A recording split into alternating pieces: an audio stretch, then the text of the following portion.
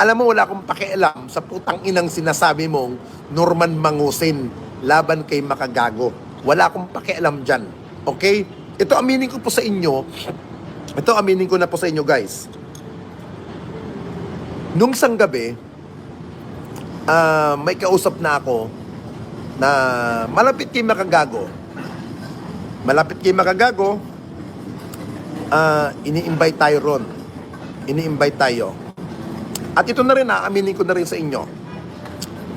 About Norman Mangusin, total tinatanong nyo na rin ako dyan. Kung anong komento ko. Simple lang ang masasabi ko about dyan sa awayan ni Makagago at ni Norman Mangusin or alias Francis Leo Marcos.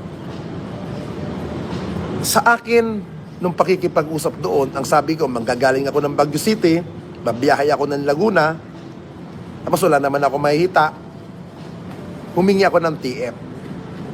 Okay? Humingi ako ng TF. Pero, nung ano sa kami nagkausap? Saturday? Oh yeah, I think Saturday night. Yung tinawagan ako, sige, deal ako.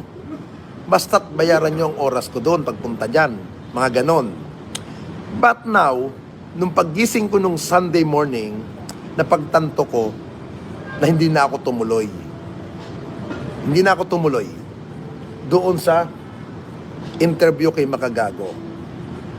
And then, ito ang dahilan ko kung ba't ayoko na lang tumuloy. Total, mahaba na yung awayan nilang dalawa. Diba? Mahaba na ang awayan nila, mahaba na yung issue nila, nakapagsalita na yung mga ibang vlogger, sila Erwin or Romy Diaz, nagsalita na rin si Mac Pablo, na kaibigan ko, lahat naman niya kaibigan ko.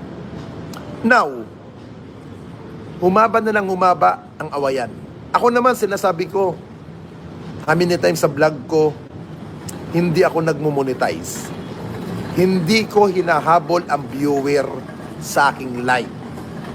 Mag-unfollow kayo, mag-unsubscribe kayo, wala akong pakialam sa inyo.